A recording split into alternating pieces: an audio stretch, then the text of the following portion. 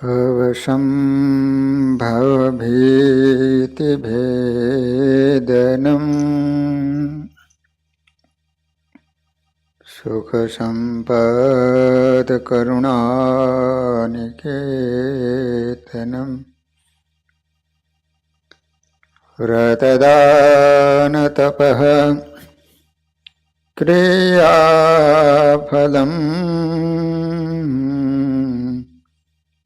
सहजानन्दगुरुं भजे सदा। ॐ अवतारिणि श्री स्वामिनारायणाय नमो नमः।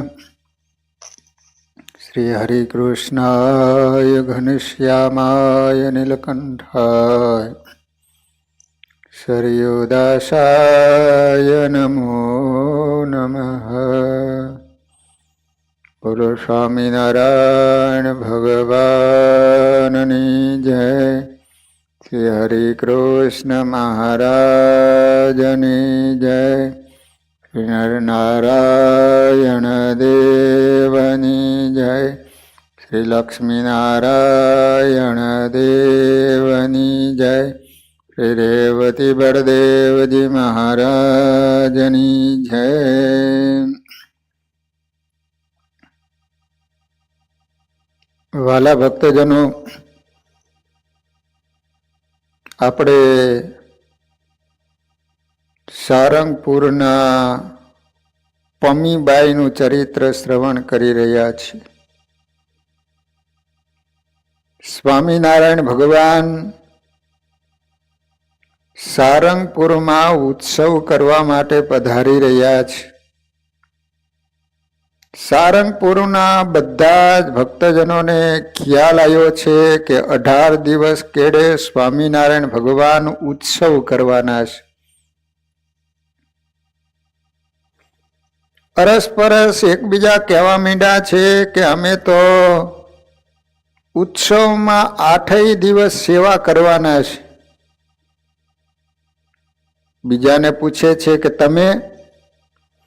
તો અમે તો 5 ગુણી ઘઉં આપ્યા, અમારાથી બીજી સેવા થાય તેમ નથી, કામનો કોઈ પાર નથી. હા બાઈ હા, જેવી જેની પહોંચ, નવરાશ ન હોય તો શું થાય? આપણે ખેડૂતને તો લાંબુ પૂછડું હોય, પણ મારું તો કહેવું છે કે આવો સમયો વારંવાર ઘર આંગણે ફરી થોડો આવશે. કામ તો આખી જિંદગી રહેવાનું જ છે. અરે આપણા કરતા તો ઓલી ભંગી પમીને ધન્યવાદ દેવા પડે હો. એને તો નીમ લઈને પ્રતિજ્ઞા કરી છે કે આ ઉત્સવમાં જેટલા લાકડા રાંધવામાં જોઈએ ને તે પૂરા પાડવા. બહેનો એકબીજા વાત કરવા માંડ્યા કે આપણા કરતા તો ધન્યવાદ દેવા ઘડે પમી ભંગીને, કે એને ઉત્સવ માટે જેટલા લાકડા જોઈએ ને બધા લાકડા હું પૂરા પાડીશ. આ 15 દી થી ભારા સારી સારીને મોટો ગંજ ખડકી દીધો છે.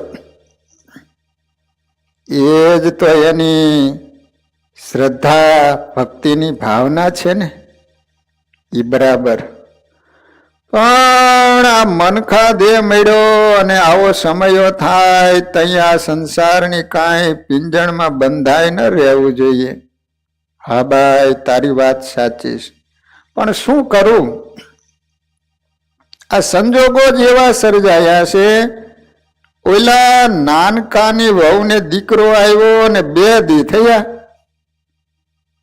એ આભર છે ને વળી કામનો બોજ, એમ કઈ પાણીનું બેડું ભરીને મોંઘીબાઈ ઘર તરફ ચાલતા થયા.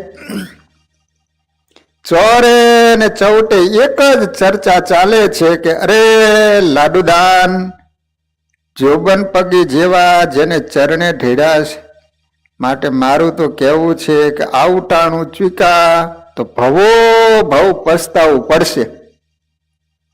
હાલો ને આપણે પણ સારંગપુર જઈએ.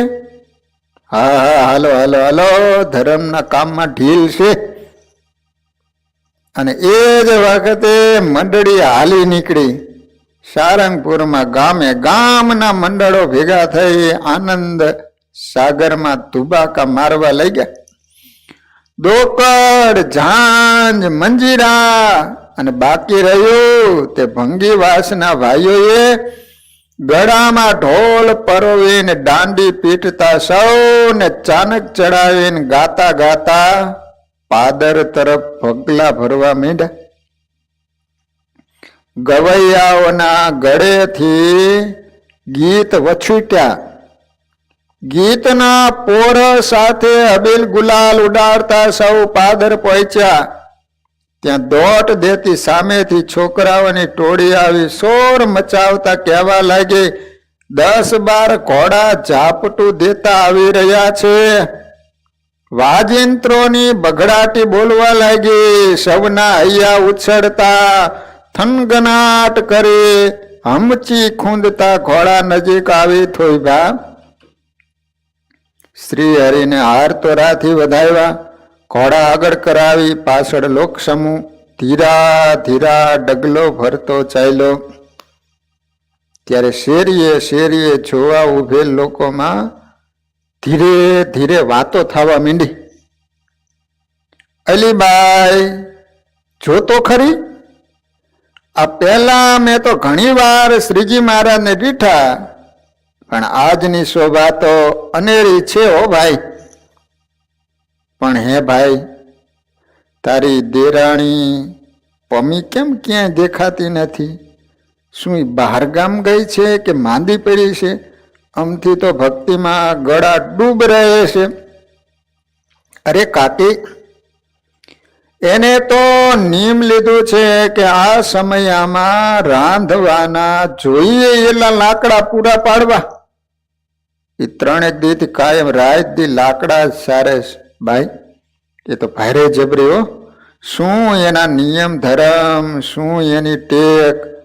ખોડિયું ભલે ભંગીને ઘેર ધર્યું, પણ એનો આત્મા તો પૂર્વના કોઈ ઉચ્ચ કુળની ભક્તિનો અંશ હશે. જાણે એને ભગવાનને છેટું પડ્યું હોય એવું તપ કરે છે. ભગવાન માટે તો પંડની ખેવના કરતી નથી. આ અર્જણિયાની પરભાવની સારી કમાઈ હશે તો આવા ભક્ત કોટીના સારા માણસનો સાથ મળ્યો, એનો જન્મારો સુધરી ગયો. હા હો કાકી, પમી તો 11 નોમ પૂનમ બધાય વાર તહેવારે વ્રત ઉપવાસ કરે અને સવારે વહેલી ઉઠી કામનો ગમે એવો ઢસરડો હોય ને તોય ઠાકરનો દીવો કર્યા વિના ચૂલે કે ગોળે અડે નહીં. ધર્મ નિયમ તો એના હો, એવા આપણાથી ન થાય. બાયું વાતું એ ચડી. મહારાજનું સામયું ધીરે ધીરે ગામ તરફ આગળ વધવા ચાલ્યું. ત્યાં હવેડા પાસે આવતા સીમાડાનો રસ્તો ભેડો થાય ત્યાં જ પમી માથે લાકડાનો ભારો લઈને ઊભી ઊભી મહારાજના દર્શન કરતી હતી. ભંગી જ્ઞાતિની હો, લાકડા લઈને આવતી હતી ને. બરોબર, સ્વામિનારાયણ ભગવાન સારંગપુરમાં આવ્યા અને ભક્તજનોએ સ્વાગત માટે ઢોલ નગારા વાજિંત્રો સાથે મહારાજ પધારી રહ્યા છે. એમાં ઓલી સામે લાકડા લઈને આવતી હતી બાઈ. ત્યાં પમી માથે લાકડાનો ભારો લઈને ઊભી ઊભી મહારાજના દર્શન કરતી હતી. તેમાં તન્મય બની ગઈ હતી. આંખનું મટકું માર્યા વિના મહારાજની મૂર્તિમાં લીન બની માથે લાકડાનો ભારો છે એ ભૂલી ગઈ હતી. અરે ધીરે ધીરે એના દેહનું એને ભાન ન રહ્યું અને એ જ ક્ષણે લાકડાનો ભારો ફફાંગ કરતો નીચે પટકાઈ પડ્યો. તે સાથે જ એનો દેહ પણ જમીન ઉપર ઢળી પડ્યો. એ આનંદ ભર્યા વાતાવરણમાં એકાએક ખલેલ પડી. જોનારાની રાડા રાડ થઈ ગઈ. દોડજો દોડજો. પમીબાઈ પડી ગયા, પમીબાઈ પડી ગયા. રંગમાં રમતા સૌ ભક્તો થીજી ગયા. કેટલીક બાઈઓએ પમીને ઘેરી લીધી અને કહેવા લાગી, એ તો 4-5 દીથી ઉપવાસી હોય ને, સતત કામથી થાકી ગઈ ને એટલે ચક્કર ચડ્યા છે, એને હવા આવવા દો, હવા. તમે જાઓ મહારાજને ઉતારે પધારો. મહારાજ ઉતારે પધાર્યા અને બેઠા ત્યારે કોઈએ પૂછ્યું કે મહારાજ એ પમીબાઈને શું થયું હતું? ભારો લઈને આવતી તેને પડી ગઈ હતી ને. મહારાજે કહ્યું, એ બાઈ પૂર્વ ભાવમાં મોટા શેઠાણી હતા. અમે સ્વામિનારાયણ ભગવાન વાત કરે છે કે ઓલી પમી ભંગી હતી ને, એ પડી ગઈ, એનું કારણ તમે સાંભળો. એ પૂર્વ જન્મમાં શેઠાણી હતી. શેઠાણી દાન પુણ્ય બહુ કરતા, પણ એની અંત સમયે અધૂરી વાસના રહેલી, એથી હરિજનના ઘરે જન્મ ધર્યો અને ટેલ કરી આ જીવનને સફળ કર્યું. હવે પછી એનો જન્મ સત્સંગીને ત્યાં થશે, પછી એનો મોક્ષ થશે. થોડી વાર એ પમીબાઈ આંખો ખોલી, તરત બાઈઓ પૂછવા લાગી, અરે બાઈ તને શું થયું હતું? પમીબાઈએ કહ્યું, મને સમાધિ થઈ હતી. સમાધિ? ઓહો, મારી તો જન્મો જન્મની અભિલાષા તૃપ્ત થઈ ગઈ. હું વિચારતી હતી કે અક્ષરધામ કેવું હશે, એનું સુખ કેવું હશે, ત્યાં મહારાજની મૂર્તિના દર્શન કેવા હશે. એ બધી જ મારી ઈચ્છા પૂર્ણ થઈ ગઈ. એ અક્ષરધામની વાત શું કરું, અને ત્યાં મહારાજની દિવ્ય મૂર્તિ જોતા એનું વર્ણન મને ન આવડે, પણ એની છબી આ હૈયામાં અખંડ છવાઈ ગઈ. બસ હવે આ જન્મારામાં બીજા કોઈ અબરખા રહ્યા નથી. બનેલું શું? એ પૂર્વ જન્મમાં શેઠાણી હતી. એમાં કોઈક નીચ જ્ઞાતિનો માણસ ત્યાં સરસ મજાની વાંસળી વગાડતો હતો, અને વાંસળીના માદક સ્વર શેઠાણીએ સાંભળ્યા, અને શેઠાણી એના પ્રત્યે મોહ પામી. તે અંત વખતે ઈ યાદ આવી ગયો. ભંગી જ્ઞાતિનો હતો ને માણસ, તે અંત વખતે યાદ આવ્યો ને વાસના રહી ગઈ. તો શેઠાણી મર્યા પછી એને બીજો જન્મ ભંગીને ત્યાં આવ્યો. પણ પૂર્વ જન્મમાં એને સારા કર્મો કરેલા હતા ને, દાન પુણ્ય કરેલા, એને કારણે એને સ્વામિનારાયણ ભગવાનનો યોગ થયો, અને સેવા કરીને એને કારણે નીચ જ્ઞાતિની હોવા છતાંય પણ ભગવાનના દર્શન કરતાની સાથે જ એને સમાધિ થઈ ગઈ. એટલે મહારાજ કહે છે કે ક્યાંય પણ વાસના ન રહી જાય, એની સાવધાની રાખજો. જો જરા પણ વાસના રહી જશે તો જન્મ ધરવો પડશે. આ રીતે સારંગપુરની પમીબાઈ એને સ્વામિનારાયણ ભગવાનની આવી સેવા કરેલી ઉત્સવમાં. હવે વાલા ભક્તજનો, વડોદરાના બહેનની કથા આવે છે. નામ છે ધીરજ બહેન અને ઈચ્છા બહેન. વડોદરામાં રાજવૈદ રામચંદ્રનો પરિવાર જ્યારથી સત્સંગી થયો ત્યારથી શ્રી હરિની એના ઉપર પરમ કૃપા વરસી રહી હતી. તેમાંય એના નાના ભાઈના ધર્મપત્ની અને એમના સાડીનું આદર્શ જીવન તો સત્સંગી માત્રને પ્રેરણા રૂપ બન્યું હતું. રામચંદ્ર વૈદ હતા, એના બીજા ભાઈ હતા, એનું નામ હતું હરિશ્ચંદ્ર વૈદ. એમાં હરિશ્ચંદ્ર વૈદ એના પત્નીનું નામ હતું ધીરજબાઈ, અને એની સાડીનું નામ હતું ઈચ્છાબાઈ. પણ બનેલું એવું કે એના સાડી હતા ને, એનો પતિ મૃત્યુ પામ્યો. પછી એના બેન સત્સંગી હોવાને કારણે વડોદરામાં એમના બેનને ત્યાં રહે, ભગવાનનું ભજન કરે, બને એટલું કામ કરે.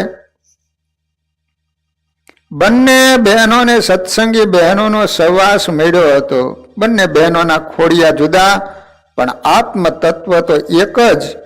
ઈચ્છાબેન રાયડા પછી ધીરજબેનના ઘરે રહીને સત્સંગ સમાગમ કરતા. ઈચ્છાબહેનના લગ્ન થયા પછી થોડા જ દિવસોમાં તે વિધવા થતા ભજન ભક્તિ સાથે સાદગીમય જીવન વિતાવતા હતા. સ્વધર્મમાં સાવધાન રહી બંને બહેનો દેવદર્શન, તીર્થયાત્રા, સગા સ્નેહોને ત્યાં સાથે જ જતા. ઈચ્છાબેન વિધવા થતા હરિશ્ચંદ્રભાઈએ ધીરજબેનને કહ્યું, તું ઈચ્છાને આપણે ત્યાં બોલાવી લે. અહીં ભજન કીર્તન સત્સંગ કરતા એને દુઃખ ભૂલાઈ જશે. બોરસદમાં અહીં જેવો સત્સંગનો જોગ નહીં મળે. એનું પિયરિયું હતું બોરસદ. બોરસદ છે ને? હા, તો બોરસદ હરિશ્ચંદ્ર વૈદ એના પત્ની ધીરજબાઈ, એટલે હરિશ્ચંદ્ર વૈદનું સાસરું હતું બોરસદ, એટલે એની પત્નીનું પિયર કહેવાય ને. તો એની બીજી બેન હતી, એનું નામ હતું ઈચ્છાબેન. એટલે એનો પતિ મરી ગયો, એટલે એ પિયરિયામાં ન રહેતા એમના બેન વડોદરામાં હતા ને, એટલે વડોદરામાં સત્સંગી હોવાને કારણે એને વિચાર કર્યો કે ત્યાં ભગવાનનું ભજન થશે, સત્સંગ થશે. એટલે એના બહેન વિધવા બન્યા, એટલે અહીંયા વડોદરામાં એના બહેનને ત્યાં રહે.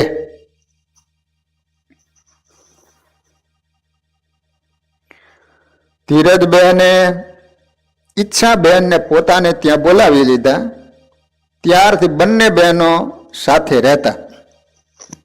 એક વખત બપોરના જમવા બેસતા હરિશ્ચંદ્રભાઈએ પત્નીને કહ્યું કે બોરસદથી સમાચાર આવ્યા છે.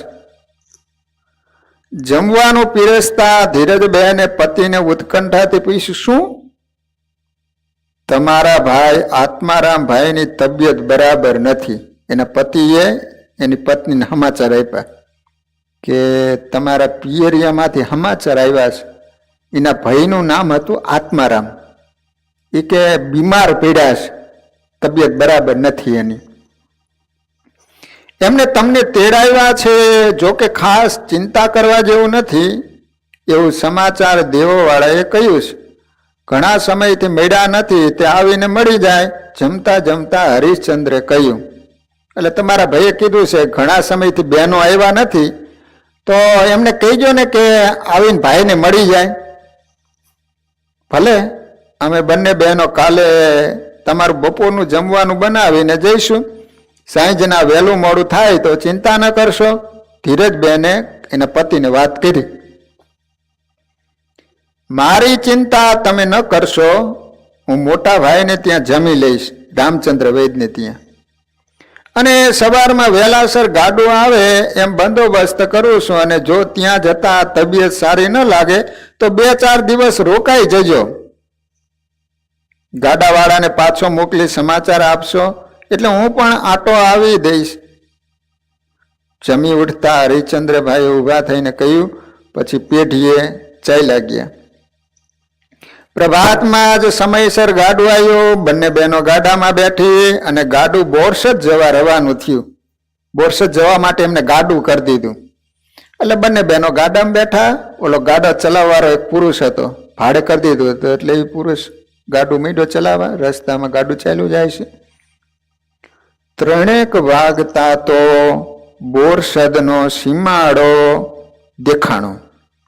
ત્યાં વહેતી નદીના પટથી ઉપર ઝાડના છાંયડે ગાડું ઊભું રાખતા ગાડાવાળો બોલ્યો, બેનો, આપણે સમયસર બોરસદના સીમાડે આવી ગયા છીએ. થોડી વાર અહીં વિશ્રાંતિ લઈએ. આ ઝાડના છાંયડે બળદ છોડું, તે પણ નિરણ ખાય, પાણી પીવે. હું પણ દિશાએ જઈ આવું. દિશાએ જઈ આવું એટલે ટોયલેટ જઈ આવું. ઓલો ગાડાવાળો પુરુષ હતો ને, એ કે ત્યાં સુધીમાં આ બળદ છે એ નિરણ ખાઈ લે અને હું ટોયલેટ જઈને આવું છું. તે લોટો હશે, લોટો લઈને ટોયલેટ જવા માટે ગયો. આપણો થોડોક થાકોડો ઉતરી જાય, તમે વહેતી નદીના જળમાં હાથ પગ મોં ધુવો, આ તપતા સૂરજના તાપમાં અકળાઈ ગયા હશો એમ કહી ગાડાવાળો બળદને ઝાડ નીચે બાંધી નિરણ નાખી અને ચાલતો થયો. બંને બહેનો ગાડેથી ઉતરી નદીએ આવી, હાથ પગ ધોઈને ત્યાં બેસી ગઈ અને વાતુએ વળગી. સૂરજના તાપથી ધરતી તપી ગઈ હતી. નિર્જન વગડામાં હવાની લૂ વાતી હતી. પશુ પંખીઓ ઝાડના ઓથાએ લપાઈ ગયા હતા. વટે માર્ગીઓ પણ ઝાડના છાંયણે આશરો લઈને બેઠા હતા. એવી વેળાએ વડોદરા રાજ્યનો નાગર અધિકારી મુકુંદરાય એના એક સિપાઈ સાથે ઘોડા ઉપર નીકળેલો. બીજું કોઈ હતું નહીં.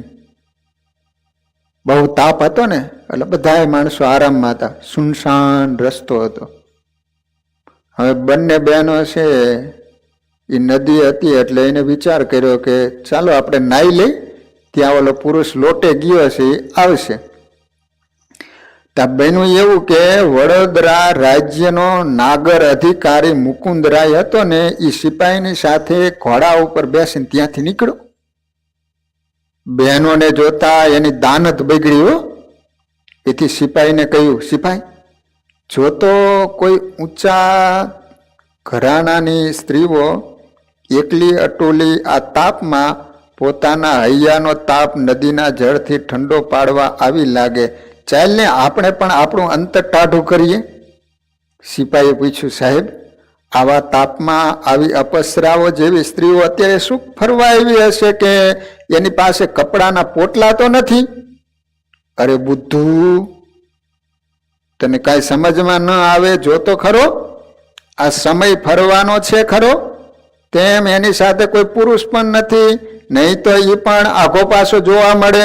આ સમયે તો મને એમ સમજાય છે કે તે કોઈનો જોગ ઈચ્છવા આવી હશે. ચાલ તું પેલા ઝાડના છાયરે ગાડું છે ત્યાં ઘોડો લઈને ઉભો રહે, ત્યાં હું જરા અંતર ટાઢું કરીને આવું. આ માણસની દાનત બગડી કે બીજું કોઈ અહીંયા છે નહીં, એકલી સ્ત્રીઓ છે અને રૂપાળી છે. એટલે ઓલાને કહે છે કે તું અહીંયા ઊભો રહે, અને મારો હારો એ જ્યાં બહેનો નાતા હતા ને ત્યાં આમ દૂરથી નદીમાં પડ્યો અને ધીમે ધીમે તરતો તરતો જ્યાં બહેનો નાય છે ને એ તરફ આવવા માંડ્યો. ભલે કઈ ઝાડના છાંયે બંનેના ઘોડા થોભી સિપાહી આરામ કરવા લાગ્યો. કામિનીને સમાજની શે શરમ ન હોય અને વળી ઉપરથી સત્તાનો મદ, રાજ્યનો અધિકારી હતો ને. મુકુંદરાય નદી કિનારે બહેનોથી થોડે છેટે નાવા માટે ટેકરે ચડ્યો અને કપડાં કાઢી નદીના જળમાં ખાબક્યો. પાણી ડખોડતો ડખોડતો બહેનો જ્યાં નાતા હતા એ તરફ તરતો તરતો સરકતો સરકતો આવવા લાગ્યો.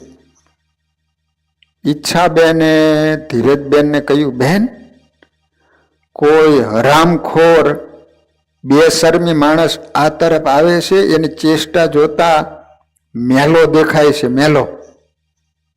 ધીરજબેને એ તરફ નજર માંડીને જોયું અને કહ્યું, હા બેન, એ બેશરમી પાગલ થઈ આ તરફ જ આવે છે, એને જોતા મને ભય લાગે છે. જોજો હમણાં આવી પહોંચશે, ચાલ આપણે અહીંથી ભાગી જઈએ.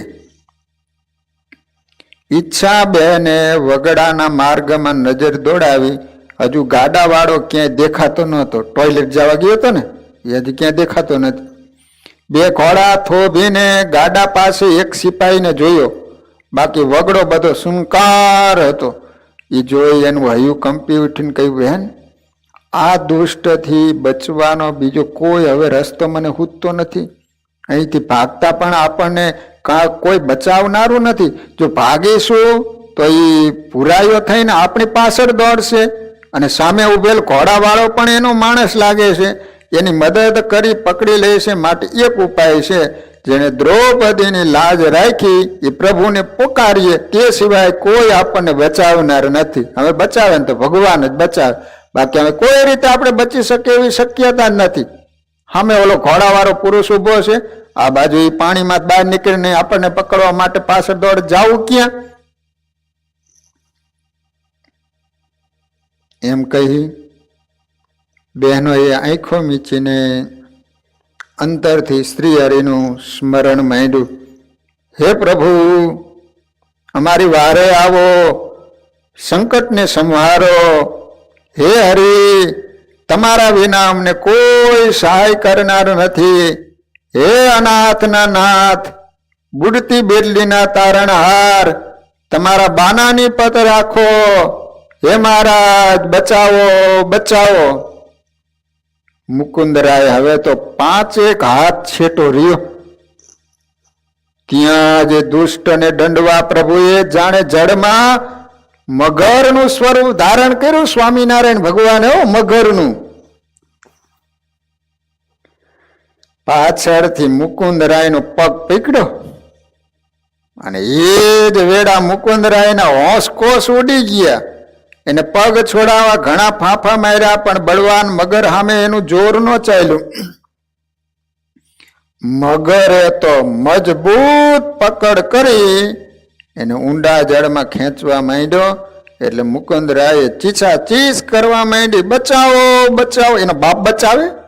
હારા કામ કરવા ગયો હતો ને તું? એની ચીસ સાંભળી સિપાહી ઘોડા છૂટા મેલીને વારે આવ્યો. એને જોતા જ મુકુંદરાય ઊંડા પાણીમાં ઘસડાતો કકડતો બોલી ઉઠ, તું જલ્દીથી આ મગર ઉપર તલવાર લઈને તૂટી પડ, મને બચાવ, નહીં તો હું મરી જઈશ મરી જઈશ મરી જઈશ. નદીના જળમાં સિપાહી તલવાર ખુલ્લી કરીને ઘા દેવા લઈ ગયો. તે ગોઠણ સુધીના પાણીમાં નીચે પણ ઉતર્યો અને ઘણો પ્રયત્ન કર્યો, પણ મગર પાણીમાં હોવાથી એના ઘાની અસર ન થઈ.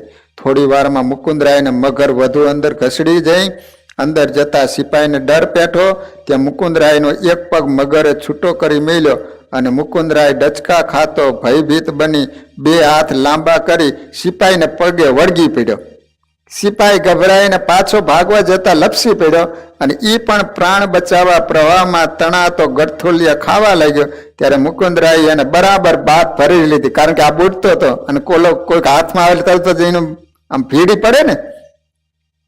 ત્યારે મગરે ફરી હુમલો કરી મુકુંદરાયને કેરથી બરાબર નો ઝાયલો અને જડમાં ખેંચવા લાગ્યો. સિપાહી હવે ચિલ્લાઈ ઉઠ્યો, સાહેબ મને છોડી દો, મને છોડી દો, મને તરતા પણ નથી આવડતું. સિપાહીના મોંમાંથી માંડ એટલા શબ્દો નીકળ્યા. ત્યાં તો એને પણ મુકુંદરાય સાથે મગરે ઊંડા પાણીમાં ડૂબાડી લીધી. લીલાંગ અને બંનેનું ત્યાં મૃત્યુ થયું, મરી ગયા. એ જ સમયે ગાડા ખેડૂતે સાદ કીધો, ચાલો બેનો હવે તો ઓલો ટોયલેટ જવા ગયો હતો ને એ આવ્યો, એને તો કઈ ખબર હોય નહીં. તો ઓલા બેનો નાતા હતા એટલે એને કીધું હાલો હવે નીકળી જઈએ, હું ટોયલેટ જઈને આવી ગયો. બંને બહેનો ગભરાતી ધ્રુજતી ઉતાવળે પગલે ગાડા પાસે આવતા બોલી, ભાઈ આ નદીનો પટ તું જલ્દીથી ગાડું જોડીને વટાવી દે. કેમ બહેનો?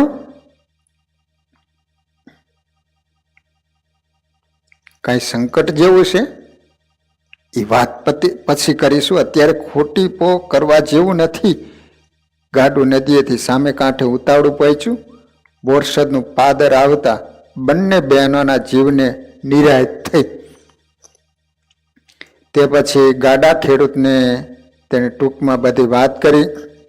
ઘરે પહોંચતા જ બહેનોએ શ્રી હરિની મૂર્તિ સામે ઘીનો દીપ પ્રગટાવી ધ્યાન ધર્યું. ત્યારે શ્રી હરિએ દિવ્ય સ્વરૂપે દર્શન આપતા કહ્યું, અમે તમારી રક્ષા કરી છે, હવે તમે નિર્ભય બની રહો.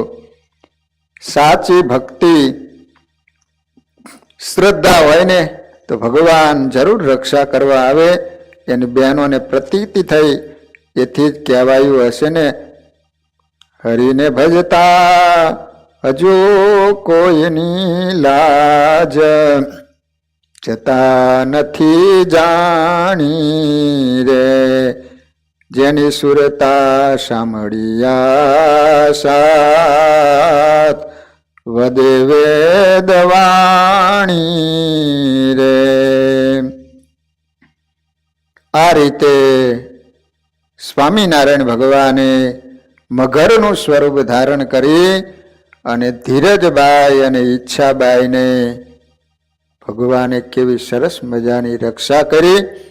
એટલા માટે જે ભગવાનનો થાય છે એની ભગવાન રક્ષા કરે છે. તો વાલા ભક્તજનો, આપણે વડોદરાના ઈચ્છાબેન અને ધીરજબાઈ એ કેવા ભગવાનના ભક્ત હશે કે પોકાર પાડ્યો અને સ્વામિનારાયણ ભગવાન મદદ કરવા માટે આવી ગયા.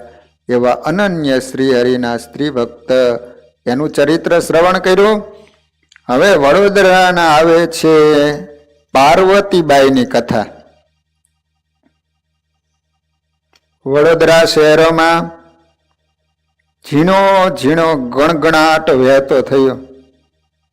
પેલા શેઠ વ્રજલાલ શ્રીમાળે સ્વામિનારાયણના પાકા સત્સંગી છે.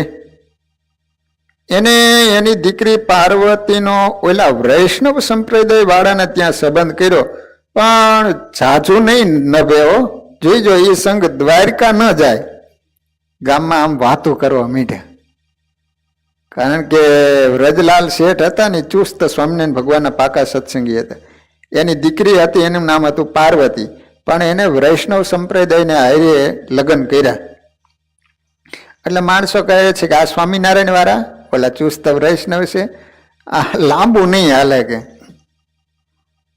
લોકોની ધારણા અને વાતોના વંટોળ ઉડતા રહ્યા. ખરેખર ઘણીવાર માણસ ધર્મને સમજ્યા વિના આડંબરમાં રહી ઘેટાની જેમ ઊંધું ઘાલીને સમાજમાં ખોદણી કરતા રહે છે. આવા લોકો પારકી પંચાયતમાં બહાદુરી માની પોતાનું જીવન કે જીવન પંથનું લક્ષ્ય જોતા નથી. એટલે વાતોમાં આ મહામોલું જીવન એણે જાય છે. એકબીજાના સંબંધ તો કર્મની લેણ દેણના હોય છે. એમાં કોઈનું કર્યું કાંઈ થતું નથી. વિધાતાએ લખેલા લેખ પ્રમાણે સામેથી સંબંધ બંધાય છે. જેવી જેની પ્રકૃતિ એ પ્રમાણે વાતોના ગબારા ઉડતા રહ્યા અને પાર્વતીબાઈના લગ્ન પણ થઈ ગયા. પાર્વતીબાઈ સાસરે ગયા ત્યારે એને જાણ્યું પણ ખરું કે એના સાસુનો રૂઢિચુસ્ત સ્વભાવ છે. છતાં એણે ધ્યાનમાં ન લીધો અને અંતરમાં સમજ કેળવીને સાસુની હાઈએ હા કરીને સંસાર ચલાવ્યો.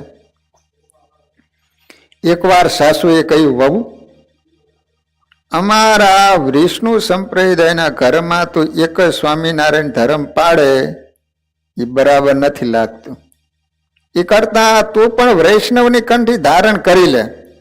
બા, વૈષ્ણવી જ સ્વામિનારાયણ છે, એમાં કઈ ભેદ નથી. અમે તો 10 અવતારને માનીએ છીએ, તેમજ વિઠ્ઠલનાથજીએ કઈ રીતિ પ્રમાણે ધર્મ નિયમ પાડીએ છીએ. બધા ભેદ તો સ્વરૂપના છે. આપણે બધા એક જ વૃક્ષને વળગેલા પાંદ છીએ. એમાં જૂઠાઈ શા માટે જુઓ છો? જુદાઈ શા માટે જુઓ છો? શાસ્ત્રોમાં કહ્યું છે કે સર્વ ધર્મ સંભાવ એ જ સત્ય ધર્મ છે. બસ બસ થયું. હવે તું નવી નવાઈની અમને ધર્મ સમજાવનારી કોણ? હા, સાસુ. એટલે સાસુબન પાસે સિંહણનો પ્રવેશ થાય. એમાં મારે તારું પોપટિયું જ્ઞાન નથી સાંભળવું. કઈ સાસુ થોડા સંશેડાઈ ગયા. સાસુને સત્સંગની વાત સમજાવવાની કોશિશ કરતા સાસુ તો ક્રોધિત બની બેઠા. એ જોતા પાર્વતીબાઈ ક્ષણભર થથરી ગયા. મનમાં દુઃખી થતા વિચારોમાં ગુંગળામણ અનુભવીને શબ્દો ઘૂંટતા રહ્યા. પહેલાના જમાનામાં તો ઘરમાં સાસુ હોય ને એને પૂછ્યા વિના વહુથી કંઈ પણ ન થાય. હોમ મિનિસ્ટર, એટલો બધો પાવર. ગમે ત્યારે વહુને ગમે એમ ગગલાવે. બોલો, વહુથી એક પણ શબ્દ સામે ન બોલી શકાય.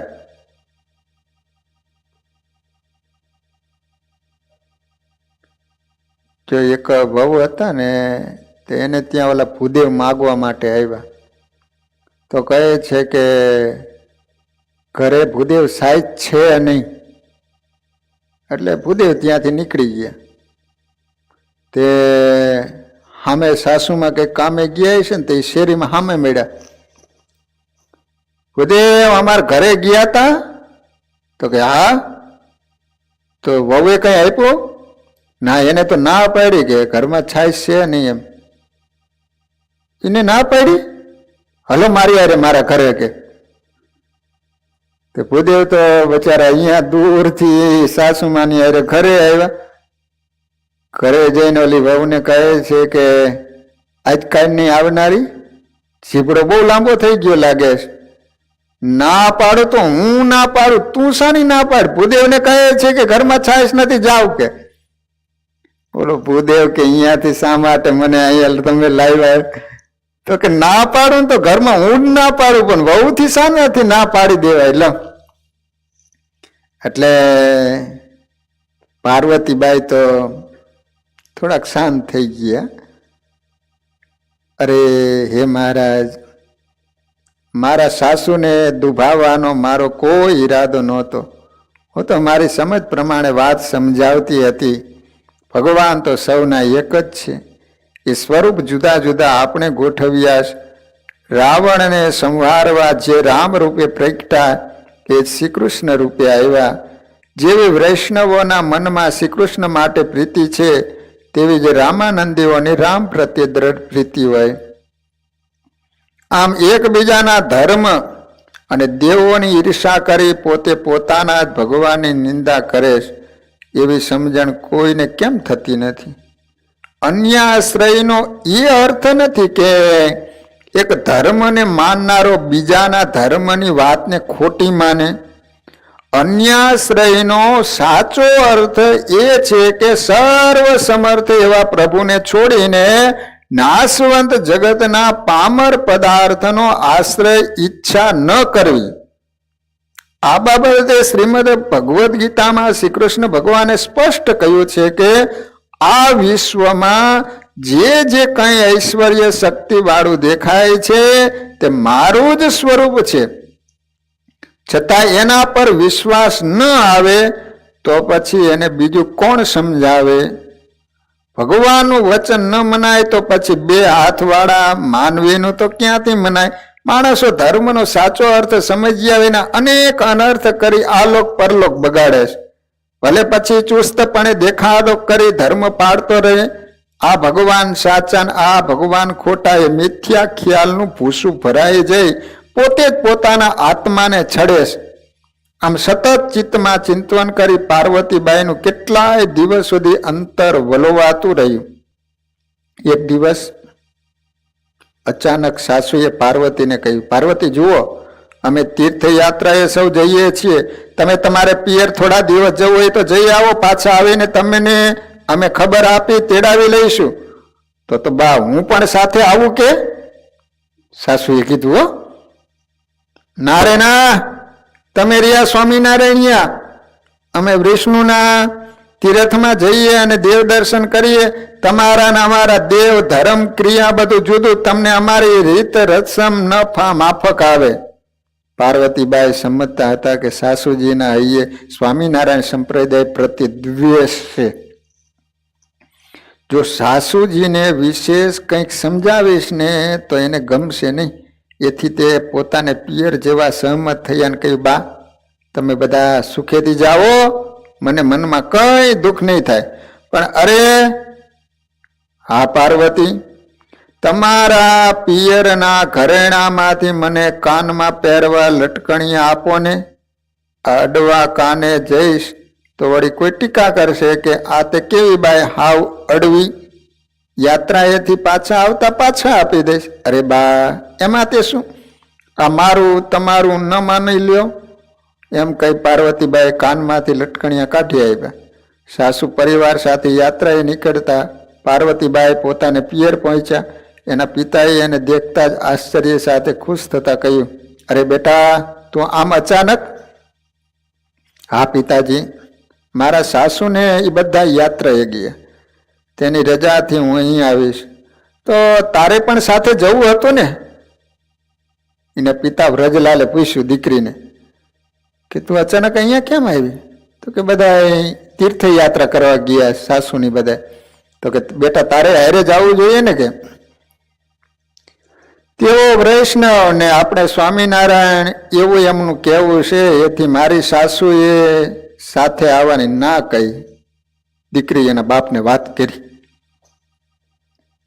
સારું, કાલે આપણે ગઢડા, વડતાલ, અમદાવાદ, ભુજ અને જુનાગઢ પંથીથી કરવા સંઘ સાથે જવાનું છે. તને હું સમાચાર મોકલવાનો જ હતો, ત્યાં તું આવી ગઈ તો સાથે જ ચાલ.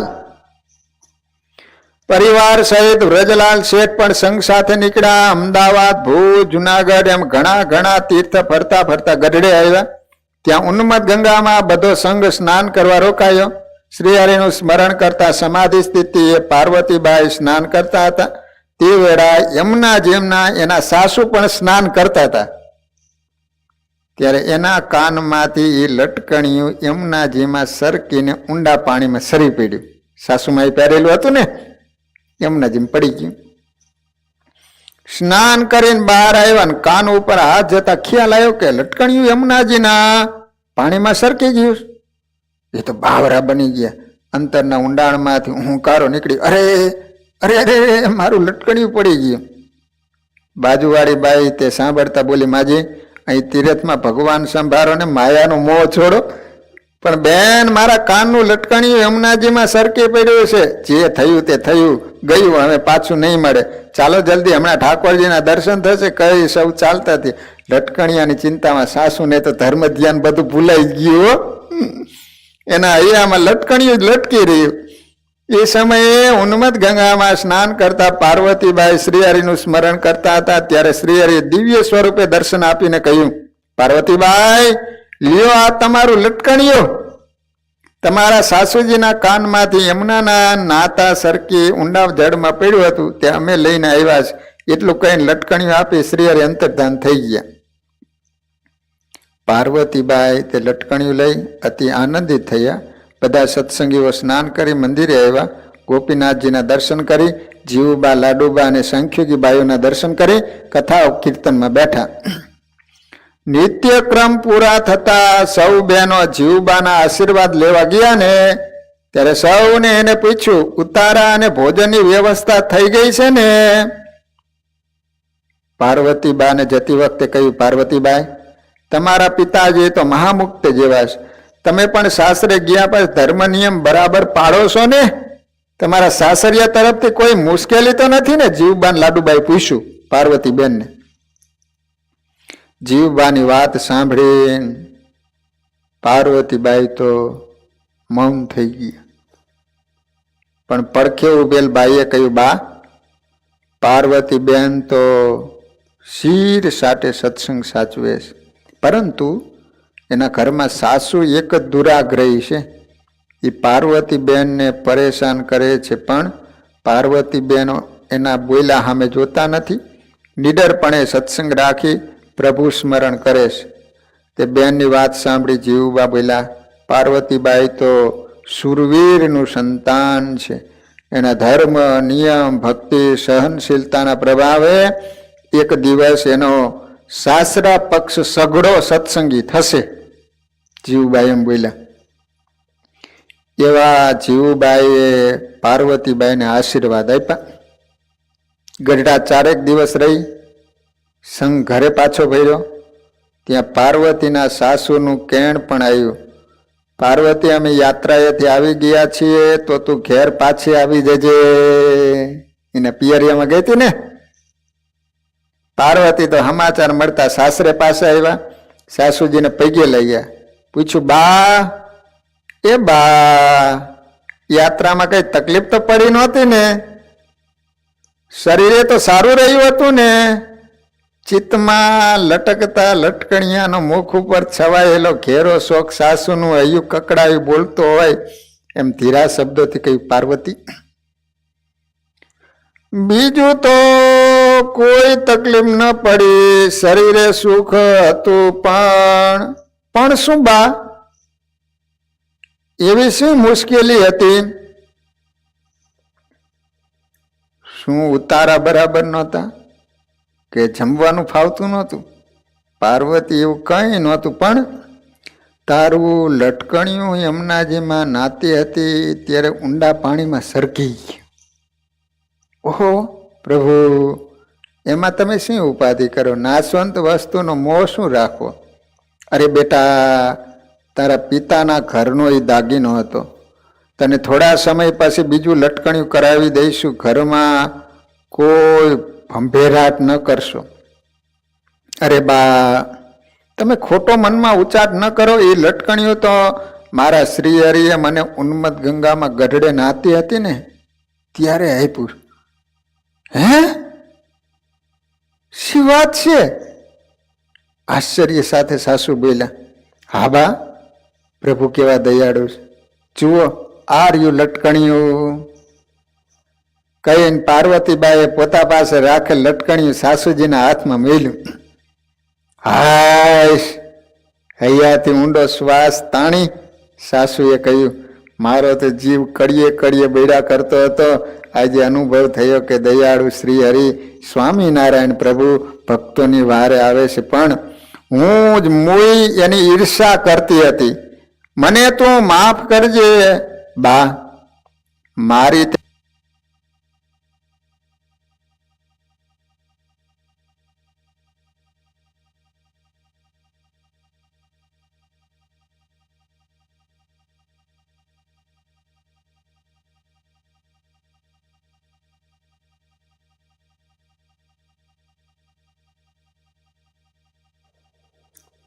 વાત મારી માફી માગવાની હોય.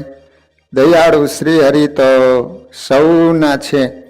મનનો ભાવ ચોખ્ખો રાખો એટલે એની અવશ્ય પ્રસન્નતા મળે જ. ખરેખર પાર્વતી, તે અમારા ઘરમાં આવી અમને સાચો ધર્મનો માર્ગ બતાવ્યો. આજે તું સાથે ચાલ, આખા પરિવારને શ્રીજી મહારાજના આશ્રિત કરી કંઠી બંધાવ. અને તે જ દિવસે પાર્વતીબાઈના સસરા પક્ષના બધા જ શ્રી હરિના આશ્રિત થયા અને મહાસુખ પામ્યા. જીવબાઈનું વચન સિદ્ધ થયું. પાર્વતીબાઈના પુણ્યનો ઉદય થયો. સત્સંગ આવા અનેક સ્ત્રી રત્નોથી શોભે છે. પાર્વતીએ કહ્યું હતું ને પેલા જીવબાન લાડુભાઈ કે આ લટકણિયું છે ને એ સાસુને સત્સંગી બનાવશે.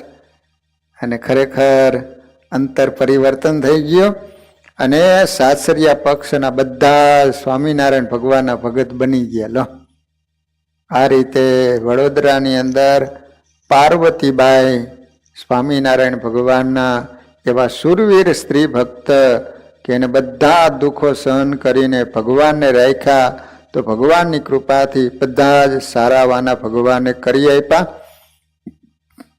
વાલા ભક્તજનો, આ રીતે આપણે સુંદર મજાના બહેનોના ચરિત્રો શ્રવણ કરી રહ્યા છીએ. કાલે પવિત્ર મકર સંક્રાંતિનો દિવસ છે. ઉત્તરાયણનો દિવસ એટલે દાન પર્વણીનો દિવસ કહેવાય. વાલા ભક્તજનો, ઉત્તરાયણના દિવસે, મકર સંક્રાંતિના દિવસે જે કાંઈ દાન કરતા હોય છે એનું સહસ્ત્ર ગણું ફળ પ્રાપ્ત થતું હોય છે. શાસ્ત્રોમાં મકર સંક્રાંતિનો બહુ જ મહિમા બતાવવામાં આવ્યો છે. તો કાલનો દિવસ એટલે દાન પર્વણીનો દિવસ છે અને ધનુર્માસનો છેલ્લો દિવસ છે. તો વાલા ભક્તજનો, કાલે ગુરુવારનો દિવસ છે, ધનુર્માસનો છેલ્લો દિવસ છે અને મકર સંક્રાંતિ જેવો પાવનકારી મહાન પર્વ છે. તો બધા જ ભાઈઓ અને બહેનો ચોક્કસ ધનુર્માસના છેલ્લા દિવસે આવી અને ધૂનમાં અવશ્ય લાભ લેજો. તો કાલે ધનુર્માસ પૂરો થશે.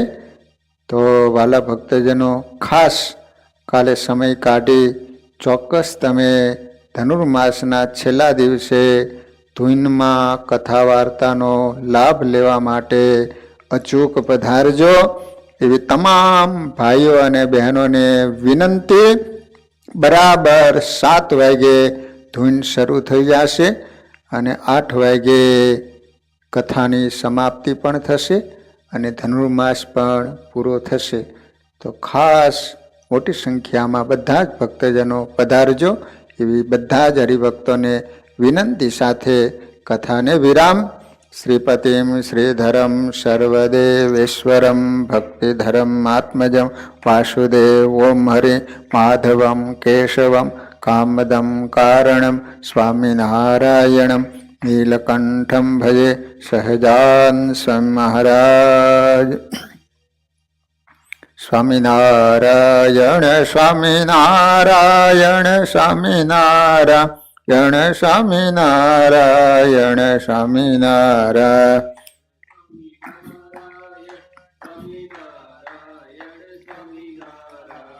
સ્વામિનારાયણ સ્વામિનારાયણ સ્વામિનારાયણ સ્વામિનારાયણ સ્વામિનારાયણ.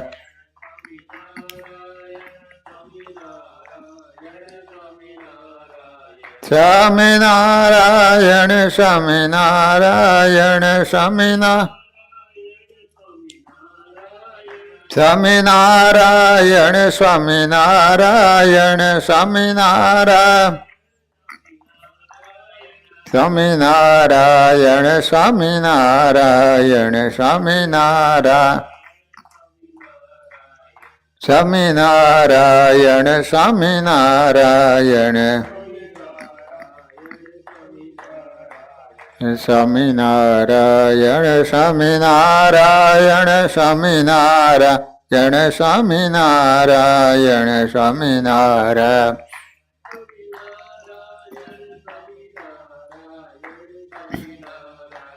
સ્વામિનારાયણ સ્વામિનારાયણ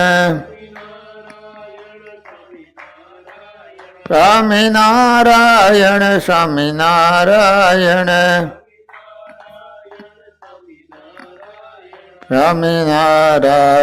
સ્વામિનારાયણ સ્વામિનારાયણ સ્વામિનારાયણ સ્વામિનારાયણ સ્વામિનારાયણ યણ સ્વામિનારાયણ સ્વામિનારાયણ રાયણ સ્વામિનારાયણ સ્વામિનારાયણ સ્વામિનારાયણ. સહજાન સ્વામી મહારાજની, હરિકૃષ્ણ મહારાજની, નરનારાયણ દેવની, લક્ષ્મીનારાયણ દેવની જય. રેવતી બળદેવજી મહારાજની. બધા જ ભક્તજનો કાલે સવારે 7 વાગે અવશ્ય ધૂનમાં પધારજો એવી વિનંતી સાથે બધા જ હરિભક્તોને ઘણા ભાવથી જય સ્વામિનારાયણ.